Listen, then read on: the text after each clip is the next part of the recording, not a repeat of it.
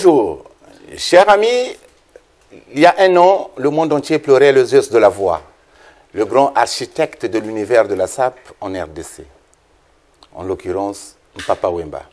Eh bien, dans ce numéro de rétrospective, je vous propose un retour en arrière, un grand moment de télé entre Papa Wemba et Mpongolov. Extrait.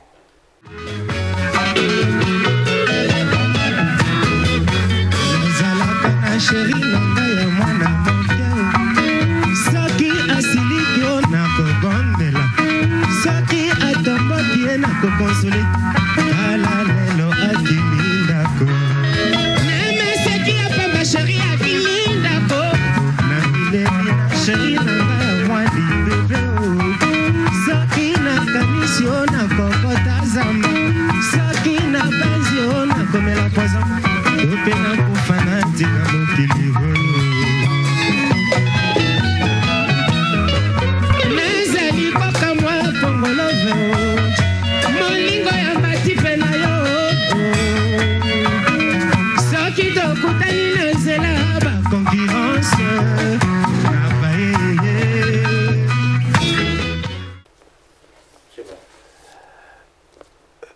Mais avant d'entrer dans le vif du sujet, je voudrais faire un petit retour en arrière.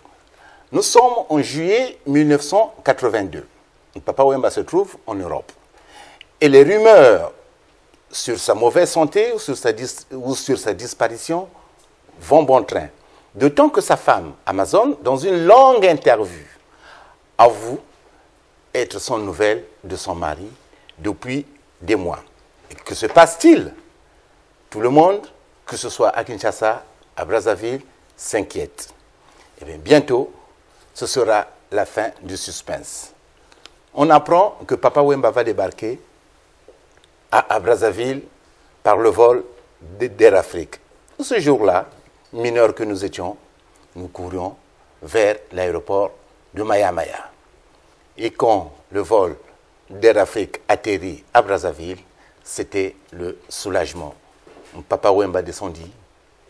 Il arborait un costume en lin à carreaux, coiffé d'un chapeau à large bord, chaussé des triples semelles de chez Weston. Quelques instants plus tard, nous l'accompagnions plus, en marchant, en courant, en chantant à Mongali, plus précisément au rond-point de Mongali, au Ballon d'Or et chez Moulélé. Et là, ce fut la grande surprise, une agréable surprise. Il interpréta quelques chansons de son nouvel album, Matebu, Jido Zenga, Zéa et Santa. Extrait.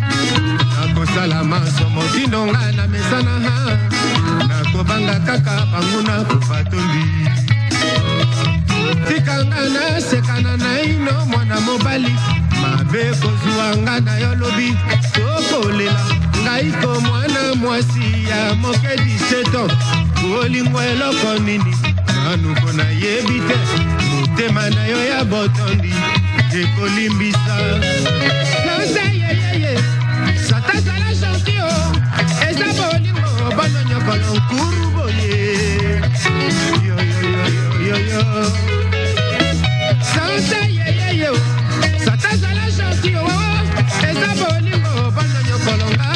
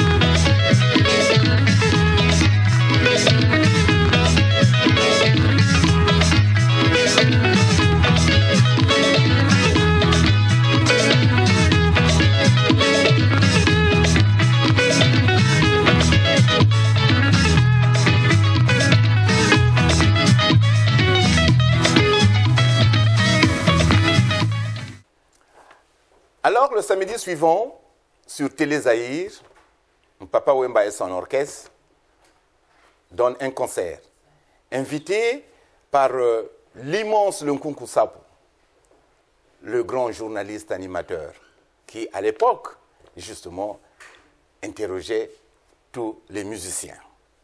Papa Wemba, toujours dans la même tenue, costume en lin à carreaux, chapeau à large bord, Weston triple semelle, interprète événement, Santa Mea Culpa. Et puis, vint le grand moment, tant attendu. Peut-être pas tant attendu, ou plutôt improvisé. Alors, au moment d'interpréter Zéa, Papa Wemba déclenche son micro, il s'avance petit à petit vers Mpongolov. Et là, il entend quelques phrases et à la fin, il lâche cette fameuse phrase que je vous laisse découvrir.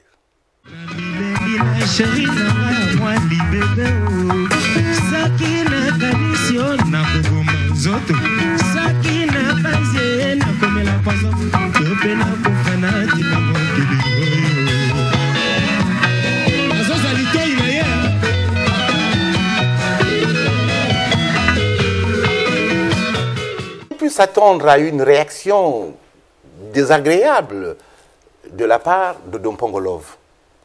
Par ailleurs, splendide dans sa robe blanche en dentelle. Le problème, c'est que Mpongolov est une belle femme. Sinon, la plus belle chanteuse que la RDC n'est pas prête de rencontrer à nouveau. Et comment réagit-elle, Mpongolov? Et c'est Papa Wemba qui nous donne la réponse quand je lui pose la question quelques années plus tard à Paris. Que me dit Papa Wemba? Voici sa réponse.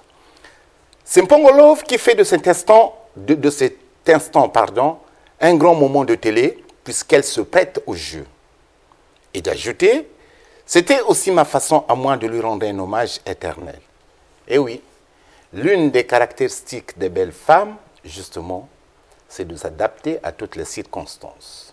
Une belle femme a ceci de particulier, qu'elle peut transformer un moment dramatique en un instant sublime. Oui, Papa Wemba, Mpongolov, Azodzo Alito Inae, c'est sinon l'un des meilleurs moments de télé, Zaïre.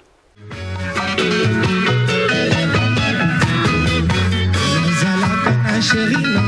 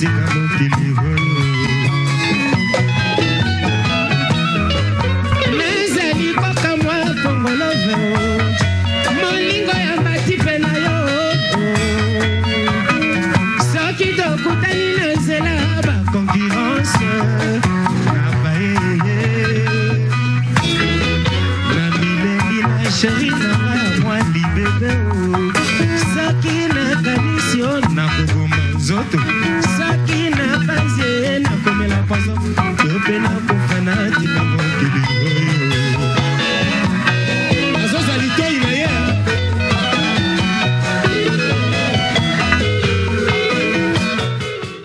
Et si vous le permettez, puisqu'il s'agit de deux personnalités, d'une belle femme et d'un grand monsieur, alors je vais évoquer juste la philosophie de leurs chansons. Car au-delà de la beauté physique d'Mpongolov, voire psychique même et spirituelle, c'est que Mpongolov était une philosophie, et était une philosophe, pardon, de la chanson. Nous voulons dire de l'optimisme et du scepticisme.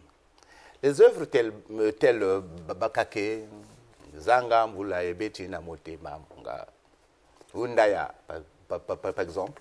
Oh, Yanga, Ndaya, oh, ou par exemple, femme commerçante. Voilà,